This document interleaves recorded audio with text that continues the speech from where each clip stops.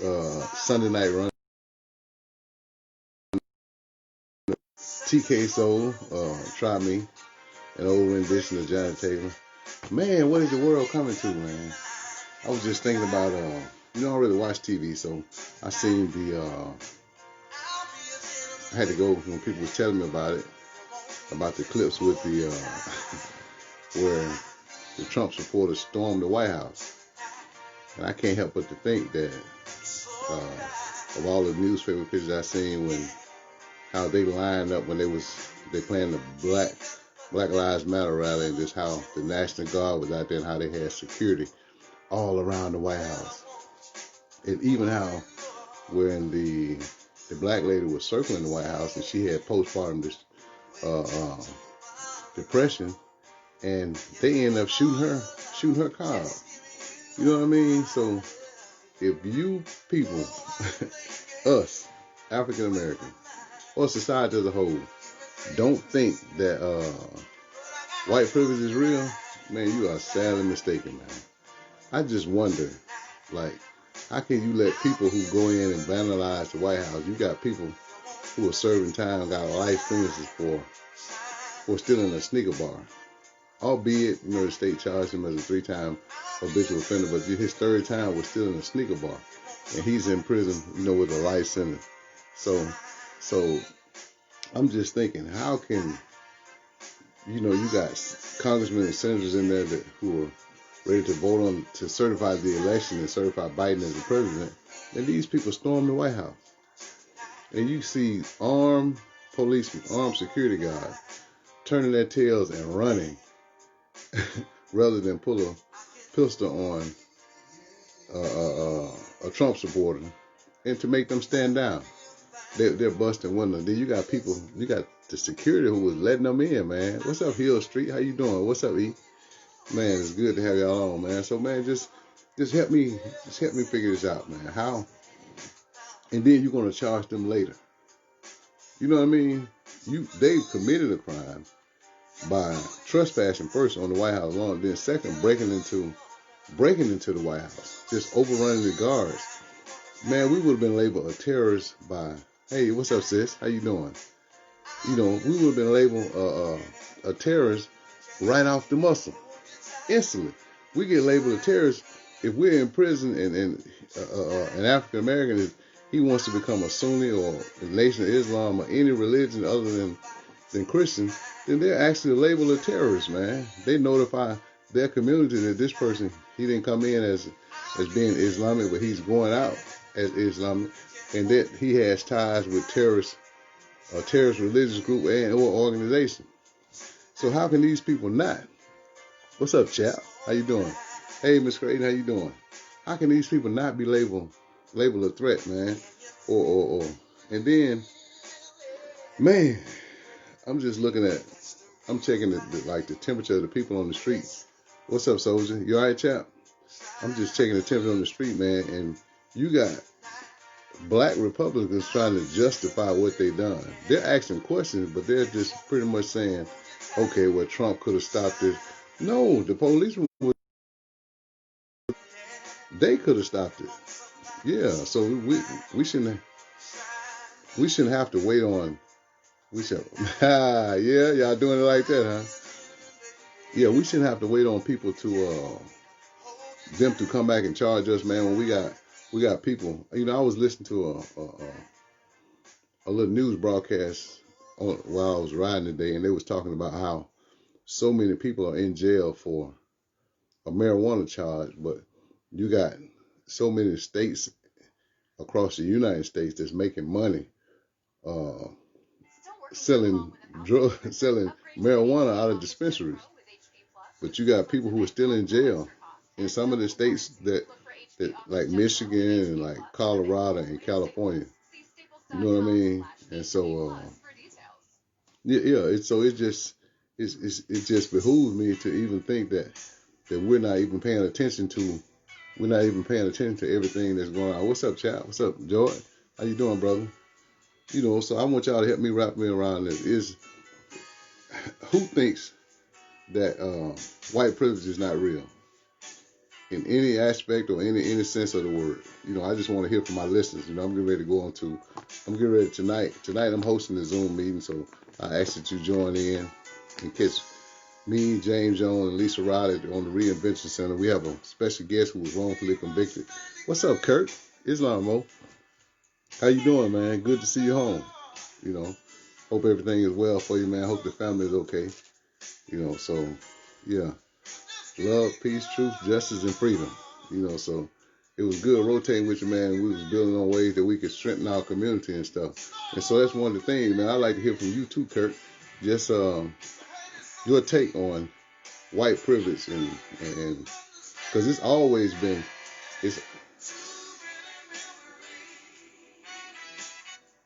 they want to wait to put us in the police car, man. No doubt. No doubt. They wouldn't even wait it. Just if they'd even heard about it, we'd have been talking about doing that, man. Right now, Washington, D.C. jails would have been full. You know what I mean? So I just think that we wouldn't have had the opportunity to come back home for them to go through the videos and see who they're going to charge with what. Man, they'd have rounded up the paddy wagon. Half of us would have left in the morgue. What's up, bro? How you doing? Half of us would have left in the morgue, and the other half would have left in the, you know, in the police. The rest of us would have left in the police car. We'd have left in a hearse or the ambulance or whatever. Would have been too critical illness to even talk about it, or even to be able to get past that. You know what I mean? There's no way that you could have justified us not being had a dog sick on us, shot, maimed, everything. You know what I mean? Yeah. And every time we get pulled over, man, it's a felony stop for us. On a regular stop, man, they think that when they pull us over, you know, it's automatically a felony. It's a felony stop. In their mind, when they pull one of us over, it's automatically that we're destined, that we're automatically committing a crime. No matter who we are, what we're doing, and where we're going. Especially here in the great state of Mississippi. You know, late night, man, so, you know, you got to be careful in certain parts, especially certain parts of it. Down here now. What's up, Cassio? How you doing, man? Get with me. Hey, niece. What's up, Madeline? Man, still trying to, this is my way of easing my hurt, Madeline, you know, man, yeah, would have been labeled as a terroristic threat and a flight risk, John. That's point blank, man. They don't give us bonds for no matter what. You could be a first time non-violent offender. When they pick you up, you're facing so much time that they consider us a flight risk. You know what I mean? When you got, like you said, people was talking about how they took Dylan Roof to get a hamburger after he went into the church in South Carolina and killed somebody. I just have to just paint that picture. You know how the officers, you know, no bail. You know, when I went in, I'm talking about never been incarcerated, anything. The people locked me up, man, and had my bondsman there in court automatically, no bail. You know, so white privilege is real, man. White privilege is real. Like I tell everybody, when I went to, me and a guy had the same judge, went to trial a week apart. He got 10 years. He had 9 ounces of crystal meth, 1 key of crack. You know what I mean?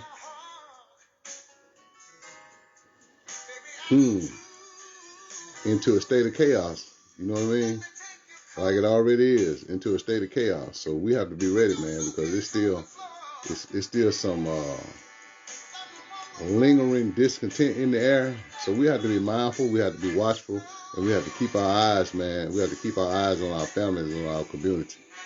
You know what I mean? So, you know, I just want to, I was just sitting there thinking about that, man, how nothing has really been done since the people, you know, they're looking, they're going to lock up 1 or 2, man. You talking about a man that went into Nancy Pelosi's office, kicked his feet up and took her mail, you know, from a constituent. Took her mail.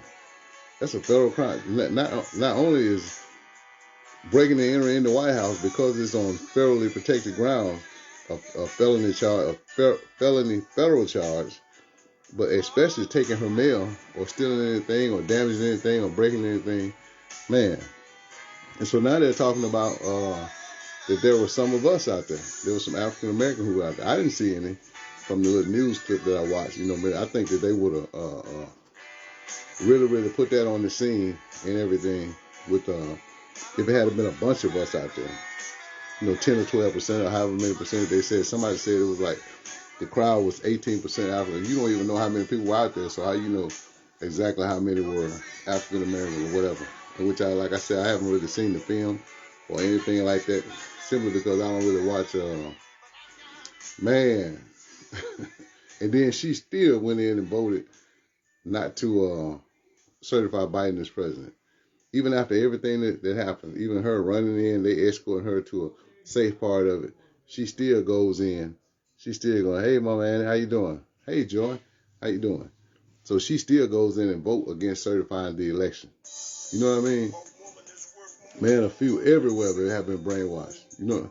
Okay, yeah, you saw a couple. I hadn't really got down to watch it, man, because for me to watch it's sickening to see and imagine just what if it had been 10 or 20 of us that were out there trying to, even if make a simple protest. I don't think African Americans have never in history where we have went somewhere and stormed the Capitol or stormed the building or anything in threats of taking over. Only our counterparts have done that throughout history. Even when we were on trial for something, for a crime that we didn't commit, when they didn't like the verdict, what they did was they exacted justice right there on the spot, whether it was Waco, whether it was Mississippi or whatever. If they were in jail and they felt like that person committed a crime with the police knowing that the African American is not guilty, then the white community stormed the jailhouse, the courthouse or whatever, and take him out on public display, man, and lynch him. Whether it was burning the powder around him, you know what I mean? Man, she ain't no good for nowhere. Not just for Mississippi, John. You know what I mean? So I just think about that until how that picture plays where you see all the postcards of lynching. Most of these were at courthouse or trials or the arrest of somebody, an African American, for somebody saying that they committed a crime against a white citizen. You know what I mean? And half of the time it was like, you look at just like Vernon Dahmer down in South Mississippi, when just because he was a successful farmer and didn't want to deal with, didn't want to sell any of his land, what they did, they went out and set his house afire. And he ended up dying in the fire. What's up, Jay? How you doing? He ended up dying in the fire because he was trying to protect his family. So most of the heinous crimes that were committed against us, we were incarcerated already by the police. You see what I'm saying? We were incarcerated and they snatched us out of the White House and took us out and lynched us. You know what I mean? So, but, like I said again, man, I just want you to just paint that picture in your mind, man, and just say, is the term white privilege real? And how does it apply? Whether it's in our job, whether it's in the community, whether it's in how we receive funds for our community, just how does it apply all the way across the board, man? And just think about it. Our right to vote is still a legislative act. It's nothing that's set in stone or certified in law. You know what I mean? And so that was just one of the things that's been troubling me for the last few days, man. And I just had to ask the question, just plant the seed in your mind so you can ask yourself that question. So we can look around us and just see how even as criminals, even as society, when they treat us with crimes, the scales of justice, man, are definitely not imbalanced. You know what I mean? And you look at E and all you guys who are in the federal system, you look at how when Biden wrote the 1994 crime bill, like he said, he didn't want these super predators. Hey, Ms. Mallard, how you doing? He didn't want those super predators coming on his block. Basically, there are so many laws that are still in play, in effect, that we as African Americans are still suffering from, that was written by our now current president. So the first thing we got to do, like I tell y'all, we got to hold his feet to the fire.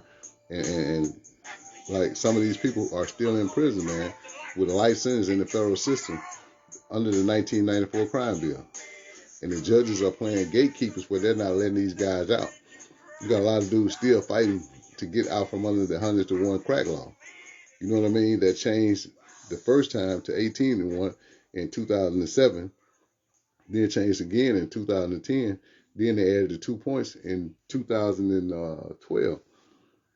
And they just did the Fair Sentencing Act in 2018. So I want to see how he's going to handle that. And then we even look and see all these people like Rufus Rochelle, Felix Wall, and so many other guys who came out of the feds, Darrell Jarrett, and so many others who came out of the feds. These guys are still on house arrest after serving 32 years as a first-time offender. You know what I mean? They let them out on compassionate release due to COVID.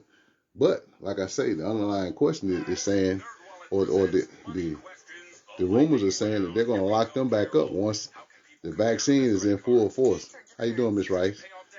You know, so I just want y'all to gauge that and see, like everybody who can't, 80% of the people, yes, they're talking about a lot. That's why so many people are fighting to get these people pardoned, because they know that, like, once the virus go back out in the federal system, that they're going to end up reeling these guys back in. You know what I mean? That's why they don't want them to have a decent job. They want them. They're not even letting most of them work. If they were in a medium or above, they're not even letting them work. Period. You know, they're just out on house arrest. I think if they were in a camp or somewhere, they can go out and get a job now, because the camp was pretty much in the system, in the federal system, where you didn't have a fence or anything. So I'm just asking, man, and that's just a question I want to ask everybody today. Do you think that how society handles us in the term white privilege, is it real? Is it real? You know? So ask yourself that. What's up, Ben? My little nephew, man, all the way from Texas. Man. Just hanging in there, man. Just trying to put out some food for thought. You know, so, and ask everybody, did they watch what happened at the White House this week? And gauge what they feel about it, and just to see. You know what I mean? Jump on the Reinvention Center and we can talk about it in about 12 minutes. So I'm going to get off early because, like I said, I'm hosting, so I have to let everybody in. My baby just posted the link. So the link is here. You know what I mean? The meeting ID is 871. We got a beautiful topic. We have Miss Carmen Johnson, Dr. Carmen Johnson, who went to federal prison at Alderson as a first-time offender, as a doctor, because she exposed a lot of citizens up in Maryland in the D.C. area. I mean, a lot of politicians. So they made her a political prisoner, you know, and so they want to try to sell out of court with her, and she's fighting. So you can read Carmen's story. I posted it on my page. It's Miss Dr. Carmen Johnson. I think she served 3.5 years in federal prison well, we'll let her tell her story. You know what I mean? So we're going to have her on tonight, and we're trying to have as many people as we can who felt like that they were wrongfully convicted and stuff. And the families of people like Robert Evans and trying to get Rufus Rochelle clemency, Michelle West. These are people, Evelyn Bozen Popham. These are people who've been in prison over 2 decades as a first time. Yes. Some of the people who got out under the CARES Act, man, they're talking about when the pandemic eases up, man, they're talking about reeling them back in. I don't know if it's on a case-by-case basis. I'm not sure exactly how they're going to do it, how they're going to undertake it. But you can best believe, man, that what it was, the ACLU mandated the BOP to cut their population at those hotbed prisons or high-risk prisons like Forest City and Yazoo, cut their population under 50%. So they instituted the CARES Act so they could ease up some of those people and to kind of like spread the population down. Yes, if it was due to COVID, you know what I mean? Yes, we need to work on it then, John. You know what I mean? so we can talk back and forth and make it a national syndicate, man. So yeah, we'll sit down and talk about it. I need to see you anyway, JP. You know, yeah, yeah, yeah, they're talking about that, man. I've been talking to a few case managers, man. You know, that's what they're talking about. Yeah, yeah. If you didn't get out under the, if they're at home on a monitor, if they're at home, some people got out on the CARES Act. They didn't have a monitor, but 80% of them had a monitor. Those who went home and are on house arrest and on a monitor under the CARES Act, then they're talking about bringing these people back in. They're talking about filtering these people back in once the vaccine is made readily available throughout the system. You know what I mean? So, yeah. And, you know, like I tell people, man, you're going to mess around and be asleep, and you're going to end up back, you know, back in prison. You know, they're out enjoying their freedom now. But, you know, man, just like that, you know, what they'll do, they'll have to do a self-surrender back to the last institution they were at, you know. So you can't come out. You have to find out what's going on around you. That's why, okay, picture this. Let's just take Rufus Rochelle. He served 32 years. That's one of the, he's down in Florida. First time offender, served 32 years. They gave him compassionate release under the CARES Act and let him came home to Florida. But he's still on house arrest.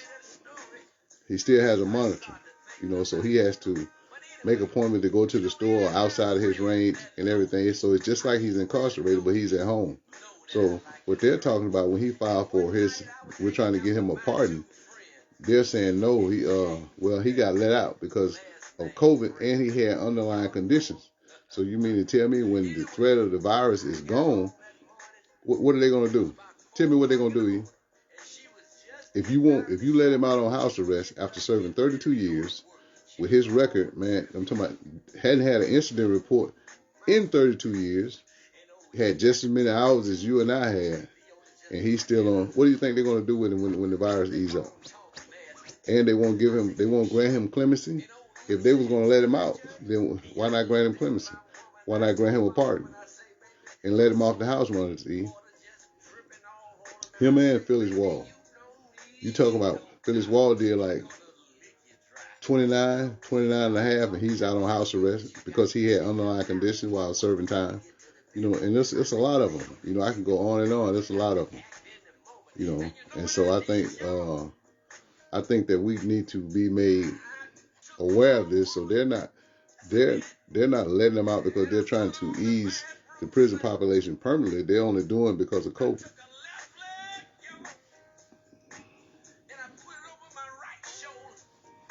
Right? But if they're on compassionate release and still on, if they're on if compassionate release is through the courts, all right, why are they still on house arrest? That's the real question. You know what I'm saying? That's the real question. So like Lester, are you completely free or are you on house arrest? Just ask a few of the people that's coming on now. And then look at the terms. Read your house arrest contract and look at the terms of it. Look at the terms. Whenever the threat of the virus is removed, you know what I'm saying? Whenever the threat of the virus is removed, then what? It doesn't make sense, does it? The courts let you out. When the court let you out and I out, we didn't have a monitor. We were through. We were through it all the time at the end, right? So what about when the courts goes in and exact a release under the CARES Act, under compassionate release, but they still mandate that the prisoner be on house arrest? It don't make sense. It's not. That's the real question. I mean, you and I know, from seeing the different things that the courts can pretty much do what they want to do. So why would the court even institute, in some cases, when it deals with us as African Americans, why would they give some of us house arrest and some of us not? Because of the end game. The end game is that when the virus goes down and the population goes down, that they're going to ease us and filter us back into that honey hole or that money. You know what I mean? So that's just the gist of it, man. That's just people don't want People don't want to believe that. People don't want to accept that. You know, so, hey, youngster, what's up, man? You been all right? But that's my time, man. I got to go. I got to go. I got to go, man. Hey, I love you guys, man. Join me at the Reinvention Center and come on over to the Zoom. The login code is 871-2695-9709. The password is 193340. I'll be there. I'll be hosting it, man. We got a good topic. We got a guest, Dr. Carmen Johnson, who was a first-time offender and served 3 years for trying to help her community in the Maryland and the D.C. area. So join us, man. Take care. Be blessed.